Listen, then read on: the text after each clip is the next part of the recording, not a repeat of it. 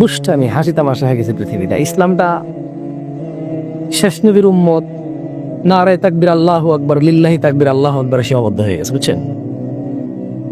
ইসলাম আপাতত ফেসবুক ছাড়া কোথাও নাই। কি বলছি?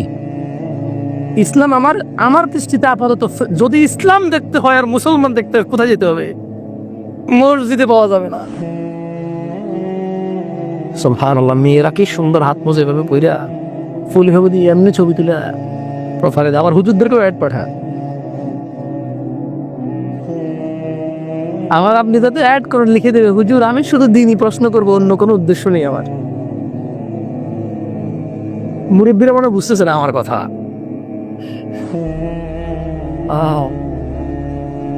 যারা আপনারা ফেসবুক চেনেন না, ভালো হয়েছে চেনেন নাই, তবে আফসোস আপনারা চেনেন নাই। বর্তমান বিশ্বের সবচেয়ে খালেস ধার্মিক মুমিন মুত্তাকি ফেসবুকে পাওয়া যায়। যারা মেয়েদেরকে জাগিয়ে দেয় ফজরে, বুঝলেন নাই? যারা মেয়েদেরকে জাগিয়ে দেয় কোথায়? ফজরে। আল্লাহ আমাদেরকে বুঝার তৌফিক দান করুন। সাঈদ ইবনে মুসাইয়্যিব রাদিয়াল্লাহু আনহু থেকে বর্ণিত, তিনি বলেন রাসূল সাল্লাল্লাহু আলাইহি সাল্লাম বলেছেন, বাইনানা ওয়া বাইনাল মুনাফিকিন,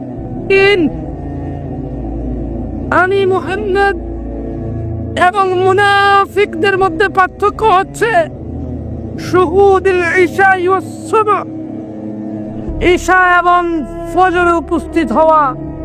লা ইস্তাতিউনাহুমা, মুনাফিকরা, বেঈমানরা, মিথ্যুকরা, মুনাফিকরা ফজর আর ঈশায় উপস্থিত হইতে পারে না। কে বলেছে? কে বলেছে? বলিয়েন না যে জামশেদ মজুমদার বলেছে। সাঈদ ইবনে মুসাইয়্যিব বলছে যে সে আল্লাহর নবীকে বলতে শুনছে সাল্লাল্লাহু আলাইহি ওয়াসাল্লাম।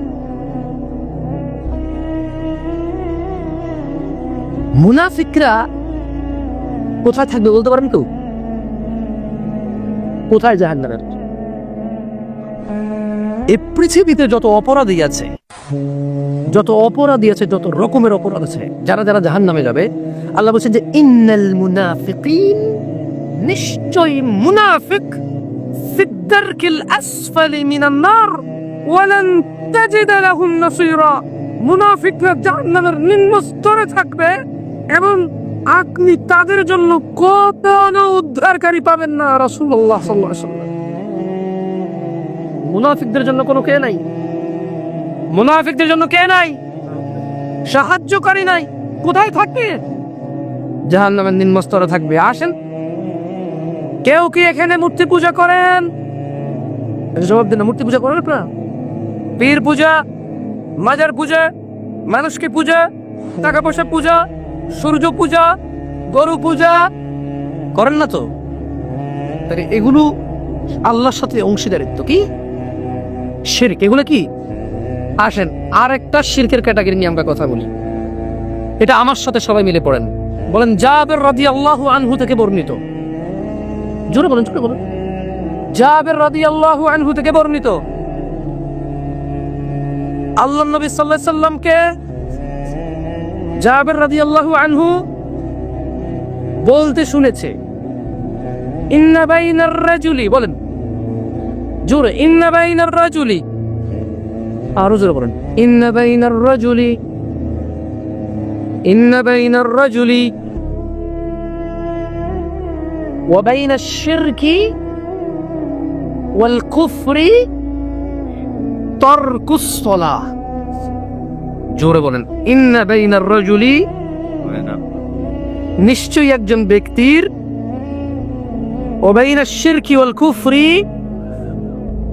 এবং শিরক আর কুফরের মধ্যে পার্থক্য, তারকুস সালাহ, নামাজ ত্যাগ করা। কি শিরক করে না মোহনপুরের মানুষ? মুশরিক চিরস্থায়ী জাহান্নামে যাবে, ওর কোনো উদ্ধারকারী নাই, ও বের হতে পারবে না। মুশরিক জাহান্নাম থেকে কি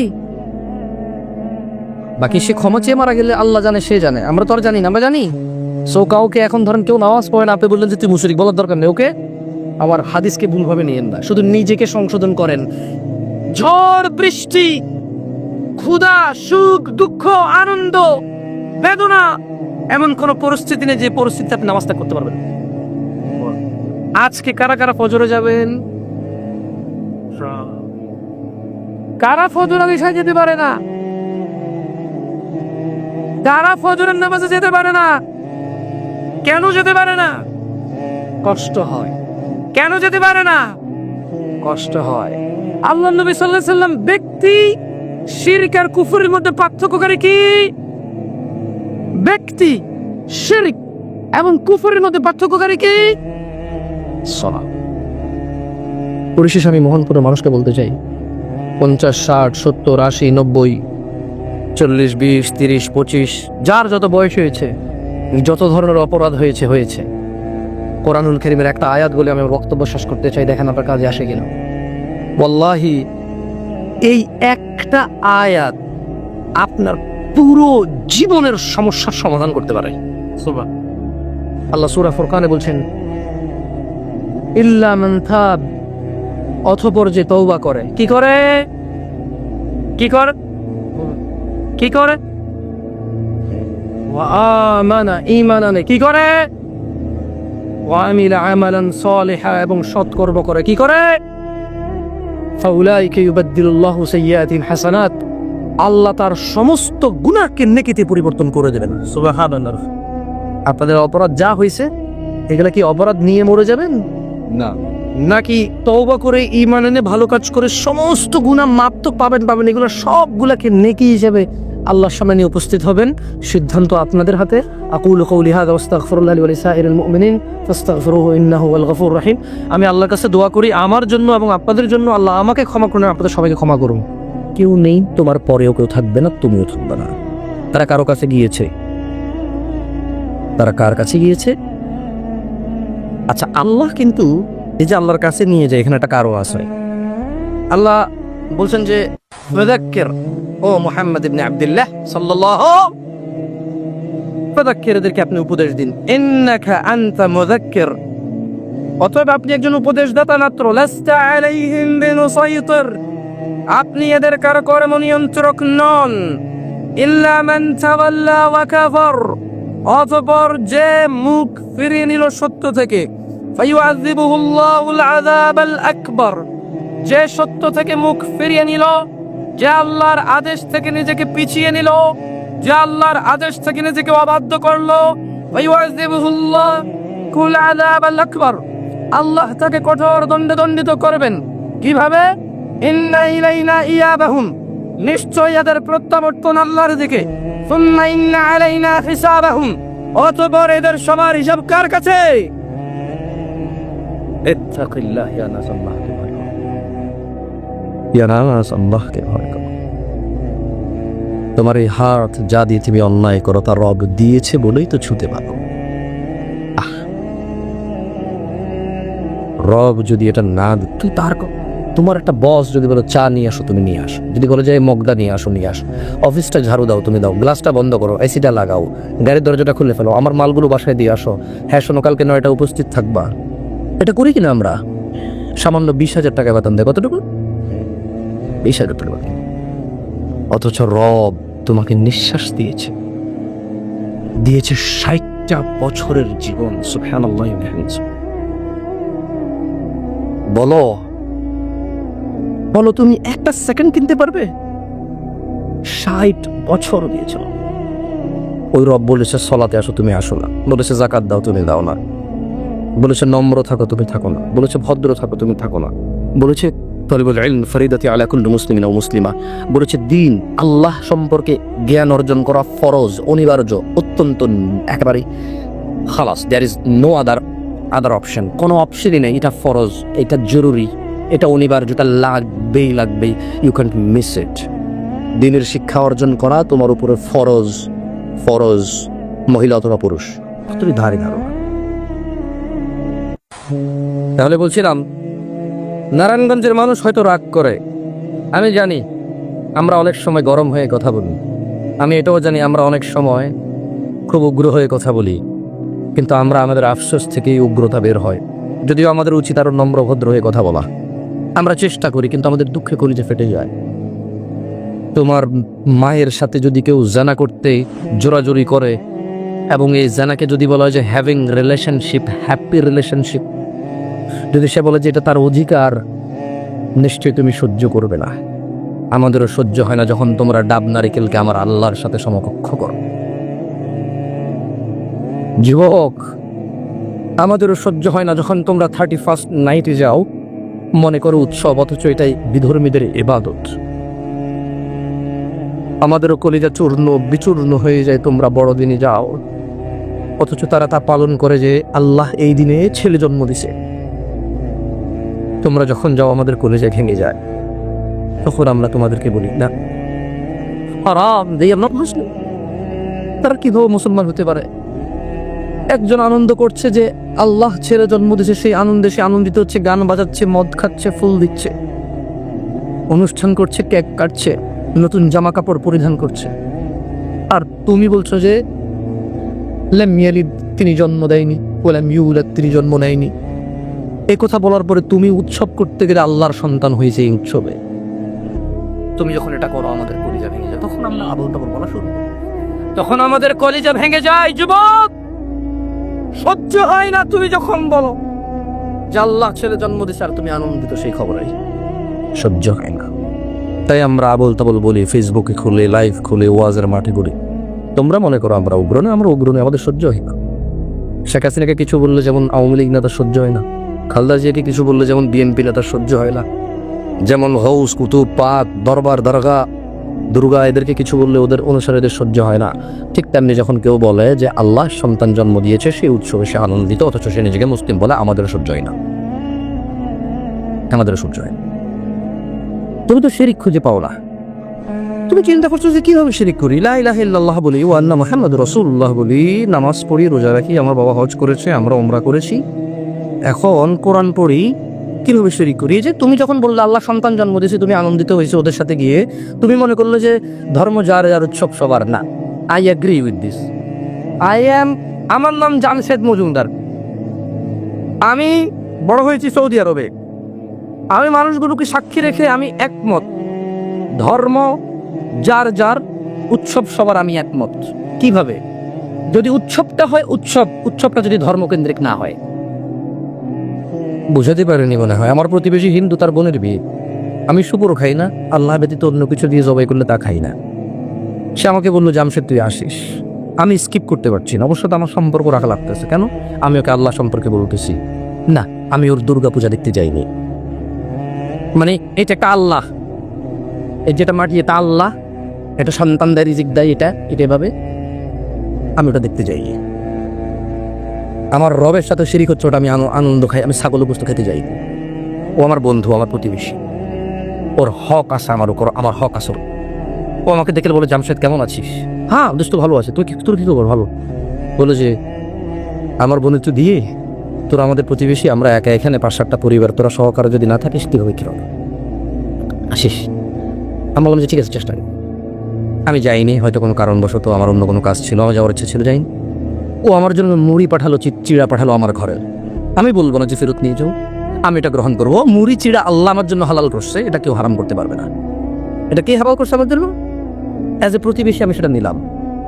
কিন্তু আমি যাইনি, আমার মানে আল্লাহ যিনি আরশে আযীমের উপর সমাসীন, মানে এভাবে মাটি দিয়ে কেউ, গরু দিয়ে, ছাগল দিয়ে কেউ বললো, এটাকে শ্রদ্ধা করলো, আমি ওখানে দেখতে গেলাম ছাগল অবস্থা হইতে, আমি ওরকম মুসলিম হইনি। আমি টোটালি এগ্রি, ধর্ম যার যার, উৎসব সবার।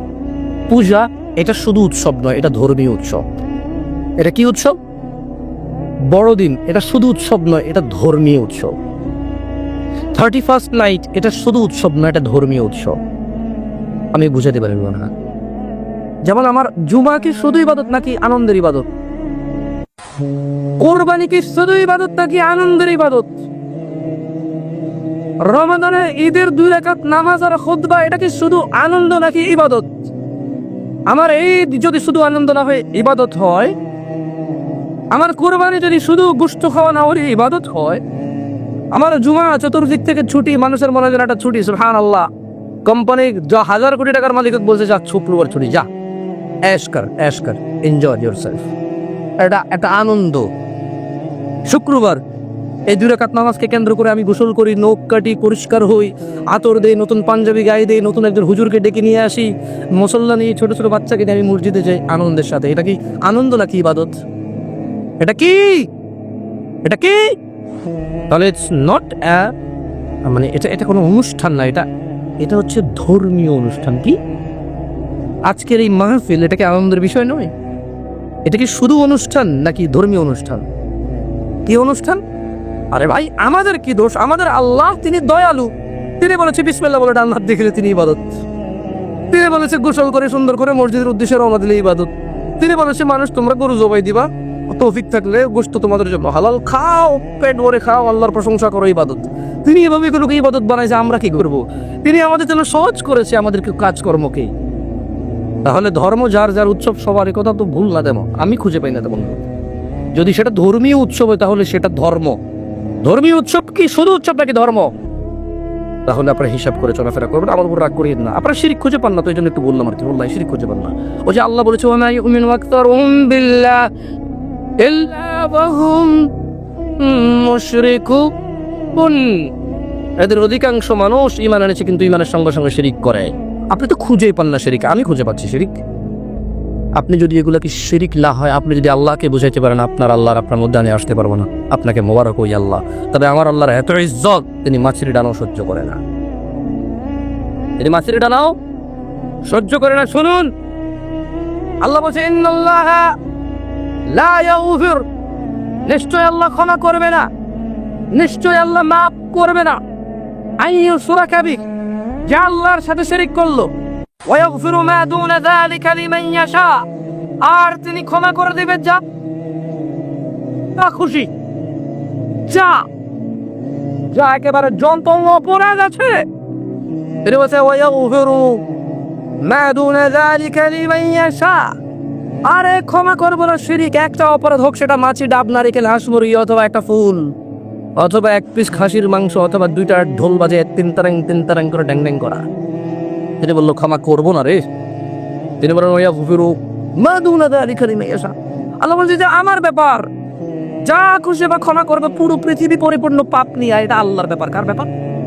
মর্জি কার, ইচ্ছা কার? আল্লাহ বলছে ওয়া মান ইউশরিক বিল্লাহ, যে আল্লাহর সাথে শিরিক করলো, ফাকাদ দাল্লা দালালাম বাঈদা, যে আল্লাহর সাথে শিরিক করলো সে সবচাইতে পথভ্রষ্ট হলো। শুনুন দিনী ভাইরা, আল্লাহকে ভয় করুন। নারায়ণগঞ্জের মানুষ, মহিলা এবং পুরুষ, সময় থাকতে আল্লাহকে ভয় করুন। আল্লাহ সুবহানাহু ওয়া তাআলা বলছেন আউযু বিল্লাহি মিনাশ শাইতানির রাজীম, ইয়াওমা লা ইয়ানফাউ মালুন ওয়ালা বানুন, যেদিন ধন সম্পদ ও সন্তান সন্ততি কাজে আসবে না, ইল্লা মান আতাল্লাহা বিকলবিন সালিম, সেই দিন উপকৃত হবে শুধু সে যে আল্লাহর কাছে একটা বিশুদ্ধ সুন্দর পরিষ্কার হৃদয় নিয়ে আসবে। ওয়াউজলিফাতিল জান্নাতু লিল মুত্তাকিন, এবং মুত্তাকি আল্লাহ ভীরুদের জন্য জান্নাতকে উন্মুক্ত করা হবে। বলবে যে তোমরা যারা আল্লাহকে ভয় পেতে দেখো, এটা তোমাদের জন্য জান্নাত প্রস্তুত করা হয়েছে। ওয়াবুররিজাতিল জাহিমু লিল গাওয়িন, এবং পথ ভ্রষ্ট যারা আল্লাহর আদেশ নিষেধকে অমান্য করেছ, সালাত আদায় করনি, পিতামাতার অবাধ্য হয়েছ, শিরিক বিদআতে লিপ্ত হয়েছ, জিনা জুয়া নেশার মধ্যে লিপ্ত হয়েছ ধর্মহীনতায়, লিপ্ত হয়েছ জ্ঞানহীনতায়, কোরআনুল কারীম শিখনি, হাদিস শিখনি, কোরআনুল কারীম পড়নি, আল্লাহর হক বুঝুনি, বান্দার হক বুঝুনি। আল্লাহ বলছে ওয়াবুররিজাতিল জাহিমু লিল গাওয়িন, এবং পথ ভ্রষ্টদের জন্য উন্মোচিত খোলা হবে জাহান্নাম। ওয়াকিলা লাহুম আইনা মা কুনতুম তা'বুদুন, আল্লাহ বলবে কোথায় তারা যাদের ইবাদত তোমরা করতে। ওয়ায়ারজিরু আলাইহিম মুরশিদা, তোমার উদ্ধারকারী কোথায়? কোথায় তোমার উদ্ধারকারী? কে প্রশ্ন করবে? নারায়ণগঞ্জের মানুষ, আল্লাহকে ভয় করো। ওয়াবুররিজাতিল জাহিমু লিল গাওয়িন, পথভ্রষ্টদের জন্য জাহান্নামকে উন্মোচিত করা হবে।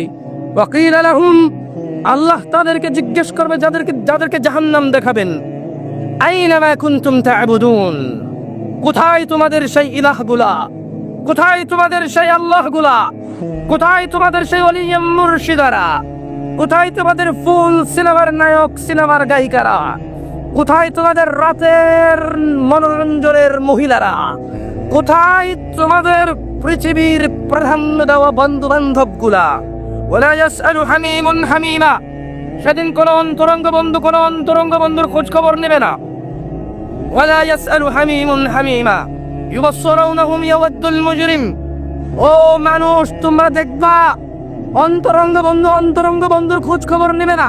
ইউবাসসিরুনহুম, তোমরা দেখবে ইয়াওয়াদ্দুল মুজরিমু লাউ ইফতাদি মিন আযাবি ইয়াওমিযিন বিবানি। সেদিন অপরাধী মানুষ যে অপরাধ করে আল্লাহর সামনে যাবে, আল্লাহকে বলবে, আল্লাহ, সন্তান সন্ততিকে জাহান্নামে ফেলে দাও, আমাকে মুক্ত করো। ওয়া সাহিবাতিহি ওয়া আখি, বলবে আল্লাহ, স্ত্রী এবং ভাইকে জাহান্নামে ফেলো, আমাকে মুক্ত করো। ও ফাসিলাতিহি আল্লাতী তুই, তার জ্ঞাতি গোষ্ঠী যারা অন্যায় করলে তাকে আশ্রয় দিত, বলবে আল্লাহ, জ্ঞাতি গোষ্ঠীকে জাহান্নামে ফেলো, আমাকে মুক্ত করো। ওয়া মান ফিল আরদি জামিআন সুম্মা ইউনজি, অতঃপর এই পুরো পৃথিবী আর পৃথিবীতে যা আছে সবকিছু দিয়ে বলবে, আল্লাহ, এগুলো সবগুলোকে জাহান্নামে ফেলো, আমাকে মুক্ত করো। আল্লাহ বলবেন যে খেল্লা না, ইন্নাহা লাযা, এটা লেলিহান আগুন, নাযাআতাল লিশশাওয়া, যা মানুষের চামড়া খসে দেবে। সুম্মা তাদউ মান আদবারা ওয়া তাওয়াল্লা, অতঃপর এই লেলিহান আগুন মানুষকে ডাকবে যারা অহংকার করতো দ্বীন শিখতে, যারা অহংকার করতো নামাজ পড়তে, যারা অহংকার করতো দাড়ি কেটে ফেলতো, যারা অহংকার করে টাকনো কোথায় কাপড় আছে সেটা খেয়াল করতো না, যারা অহংকার করে বাপ মায়ের পরোয়া করতো না, যারা অহংকার করে শিরক বিদআতের পরোয়া করতো না, যারা অহংকার করে নামাজ রোজা হজ যাকাতের পরোয়া করতো না, যারা মনে করতো ওলিয়ে মুর্শিদা আছে, যারা মনে করতো জাহান্নামে তো আল্লাহ বের জান, ঈমান যেহেতু আছে জাহান্নাম থেকে তো বের করবেই আল্লাহ, এই ধরনের মন মানসিকতার মানুষকে জাহান্নাম ডাকবে। যে অহংকার করে তাকে জাহান্নাম ডাকবে। শোনো নারায়ণগঞ্জের মানুষ, আল্লাহ সুবহানাহু ওয়া তাআলা বলেছেন, ওয়াবুররিজাতিল জাহিমু লিল গাওয়িন, অতঃপর পথভ্রষ্টদের জন্য জাহান্নামকে খোলা হবে। ওয়াকিলা লাহুম, এবং তাদের বলা হবে, আইনা মা কুনতুম তা'বুদুন, কোথায় তোমাদের সেই ইলাহগুলো যাদের তোমরা ইবাদত করতে, মিন দুনিল্লাহ হাল ইয়ানসুরুনাকুম আও ইয়ানতাসিরুন, আল্লাহর পরিবর্তে যাদেরকে তোমরা ডাব নারিকেল দিতে, আল্লাহর পরিবর্তে যে চিরুনি নিয়ে আসতে, যে চিরুনি দিয়ে আশ্রয় মেয়ের বিয়ে হয়ে যাবে, 3 রাস্তা 4 রাস্তা, সন্ধ্যা দুপুর এই মরে গিয়ে ভোগ দিতে, ভাত তরকারি রিজিক নষ্ট করে আসতে তোমার মনের বাসনা পূর্ণ হবে বলে। কোথায় তোমার সেই টিয়া ফাঁকি যার কাছে গিয়ে বলতে চাকরি কবে হবে? কোথায় তোমার সেই হযরত যার কাছে প্রতিদিন যেতে তোমার বরকতের জন্য? আল্লাহ বলবে, মিন দুনিল্লাহ, আল্লাহর পরিবর্তে, হাল ইয়ানসুরুনাকুম আও ইয়ানতাসিরুন, আল্লাহর পরিবর্তে আজকে কি তোমাদের সাহায্য করতে পারবে তারা, অথবা তোমরা কি তোমাদের হযরতদের সাহায্য করতে পারবে? কে প্রশ্ন করেছে? কে? আল্লাহ জাল্লা ওয়া আলা, আল্লাহ সুবহানাহু ওয়া তাআলা। শুনুন নারায়ণগঞ্জের মানুষ, অহংকার রাখিয়েন না। ইসলামের দাওয়াত কোরআন থেকে হলে যেই দেখ নেওয়া যাবে, সহিহ সুন্নাহ থেকে দিলে যেই দেখ নেওয়া যাবে। আমাকে ঘৃণা করেন বলে আমার মুখ থেকে বেরিয়ে আসা কোরআনটা ঘৃণিত নয়, আমাকে আপনি বুঝেননি বলে কোরআন বুঝবেন না তা নয়। নারায়ণগঞ্জের জনসাধারণের উদ্দেশ্যে আমি বলে যাচ্ছি, আল্লাহ বলছেন, ফাকুবকিবু ফিহা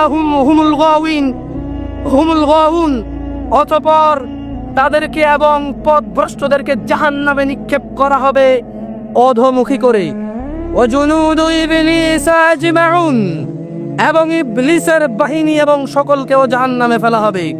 ক্বালু, তারা সেখানে, ওয়াহুম ফিহা ইয়াখতাসিমুন, এই জাহান্নামবাসীরা জাহান্নামে বিতর্কে লিপ্ত হবে, বিতর্কে লিপ্ত হয়ে বলবে, তাল্লাহি ইন কুন্না লাফি দালালিম মুবিন, আল্লাহর শপথ, আমরা তো পথভ্রষ্টতায় নিমজ্জিত ছিলাম।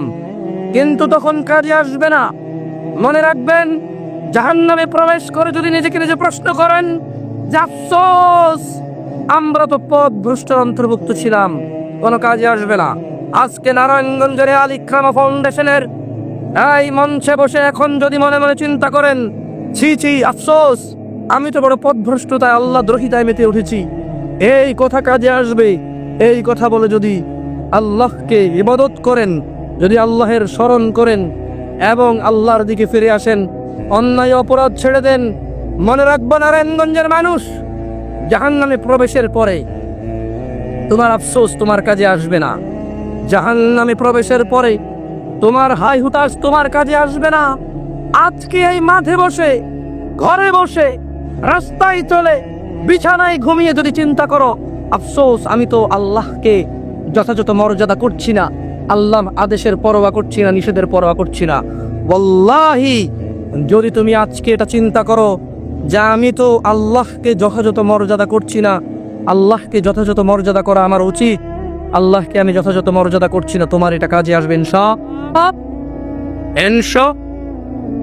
সবাই বলো, আল্লাহ আমাদেরকে ক্ষমা করো, আল্লাহ আমাকে ক্ষমা করো, আল্লাহ আমাকে ক্ষমা করো।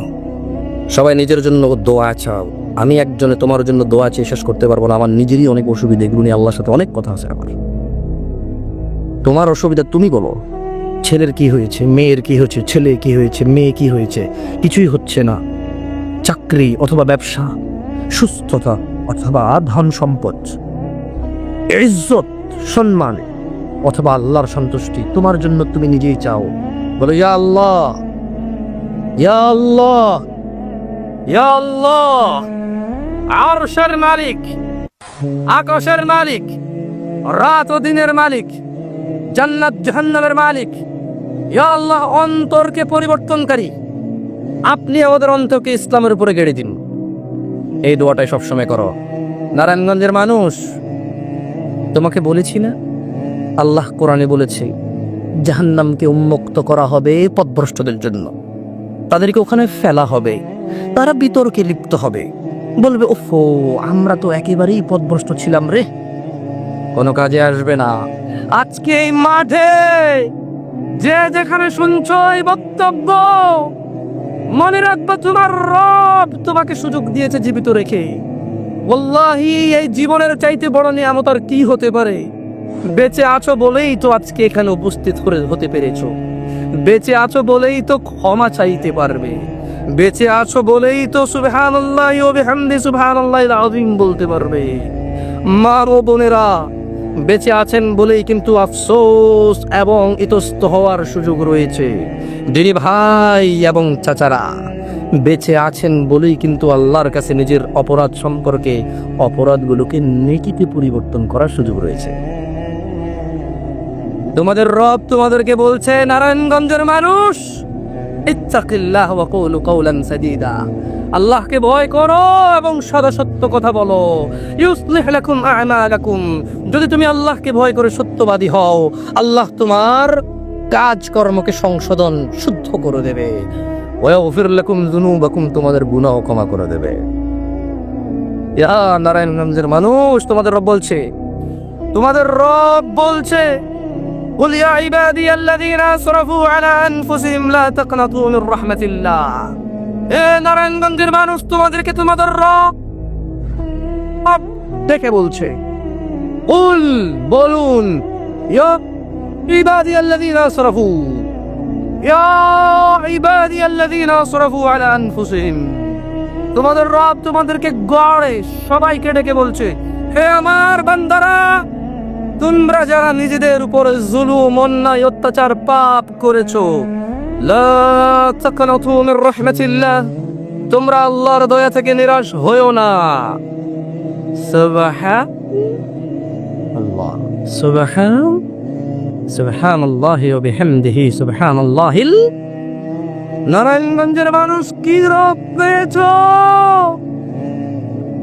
কি রব পেলে? বললো যে লা তাকনাতু মির রাহমাতিল্লাহ, আল্লাহর দয়া থেকে নিরাশ হয়ো না। ইন্নাল্লাহ ইয়াগফিরুয যুনুবা জামিআ।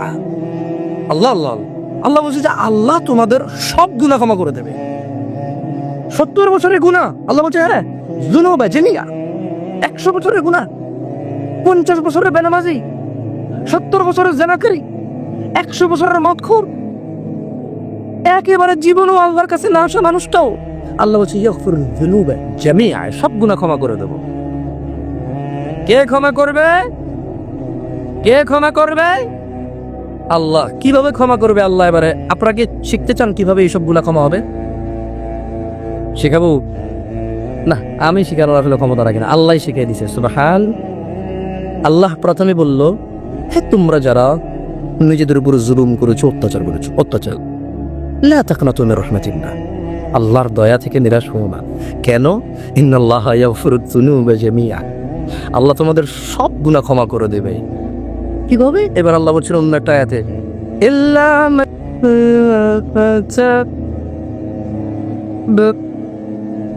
তবে যে তওবা করে। জানাকারী বলছে যে জানা করবো না। ইল্লা মান তাব, মদখোর বলছে যে মদ আর খাবো না। ইল্লা মান তাব, বাবা মায়ের সাথে অন্যায়কারী বলছে যে আব্বা আম্মার বাধ্য হয়ে যাব, যা বলে তা শুনবো। ইল্লা মান তাব, ইল্লা মান তাব, হারামখোর বললো যে আর হারাম খাবো না, ভালো হয়ে যাব। ইল্লা মান তাব, বেনামাজি বললো যে আর এক ওয়াক্ত নামাজও ছাড়বো না, 5 ওয়াক্ত নামাজি হব।